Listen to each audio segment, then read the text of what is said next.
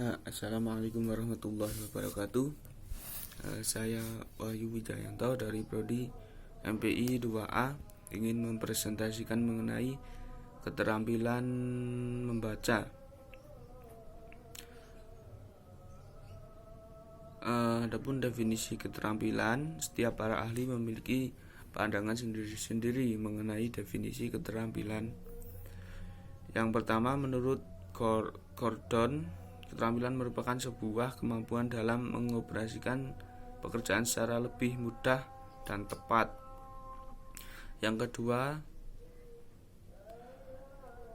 menurut Dennett, keterampilan berarti mengembangkan pengetahuan yang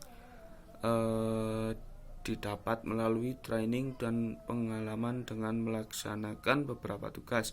Yang ketiga, menurut Iverson, keterampilan tidak hanya membutuhkan training saja, tetapi kemampuan dasar yang dimiliki setiap orang dapat lebih membantu menghasilkan sesuatu yang lebih yang bernilai dengan lebih cepat. Yang kedua, mengenai pengertian membaca. Menurut Crowley dan Montaigne, membaca pada hakikatnya adalah suatu yang rumit, yang lebih yang melibatkan banyak hal. Tidak hanya sekedar melafalkan tulisan, tapi juga melibatkan aktivitas visual, berpikir, psikolinguistik, dan metakognitif. Sebagai proses visual, membaca merupakan proses menerjemahkan simbol tulis atau huruf dalam kata-kata lisan. Sebagai suatu proses berpikir, membaca mencakup aktivitas pengenalan kata, pemahaman, interpretasi, membaca kritis, dan pemahaman kreatif. Yang selanjutnya, pengertian keterampilan membaca. Keterampilan membaca merupakan keterampilan dasar bagi siswa yang harus mereka kuasai agar dapat mengikuti seluruh kegiatan dalam proses pendidikan dan pembelajaran. Hendaknya mempunyai tujuan, karena seorang yang membaca dengan suatu tujuan cenderung lebih memahami dibandingkan dengan orang yang tidak mempunyai tujuan. Dalam konteks pembelajaran ini, peran guru dalam proses membaca antara lain menciptakan pengalaman yang memperkenalkan, memelihara, atau memperluas kemampuan siswa untuk memahami teks. Keterampilan membaca adalah keterampilan reseptif bahasa tulis. Membaca sebagai suatu kegiatan interaktif untuk memetik serta memahami arti atau makna yang terkandung dalam bahasa tulis. Sesuatu dapat sesuai pendapat di atas, dapat disimpulkan bahwa keterampilan membaca adalah suatu kegiatan yang dilakukan seorang untuk memperoleh pesan atau informasi yang disampaikan penulis media bahasa tulis. Yang ketiga, tujuan membaca.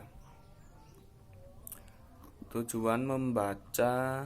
Kegiatan membaca bukan merupakan kegiatan yang tidak bertujuan.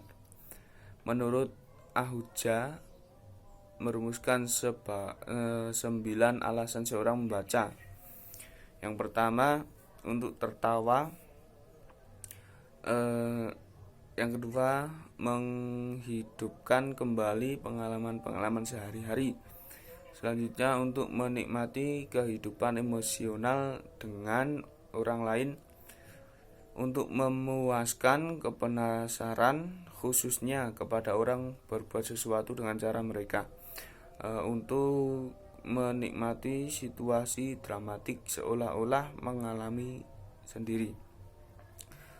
Yang berikutnya untuk memperoleh informasi tentang dunia yang kita tempati. Selanjutnya untuk merasakan kehadiran orang dan menikmati tempat-tempat yang belum pernah kita lihat. Yang terakhir untuk mengetahui seberapa cerdas kita menebak dan memecahkan masalah dari pengarang. Menurut Anderson terdapat 7 pembaca. 7 tersebut adalah pertama memperoleh perincian-perincian atau fakta-fakta. Yang kedua memperoleh ide-ide utama.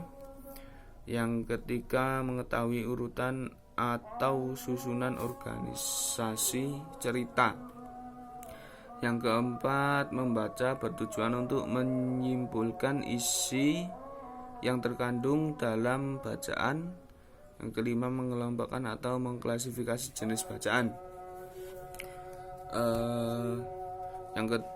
Selanjutnya menilai atau mengevaluasi isi wacana atau bacaan. Yang terakhir membandingkan atau mempertentangkan isi bacaan dengan kehidupan.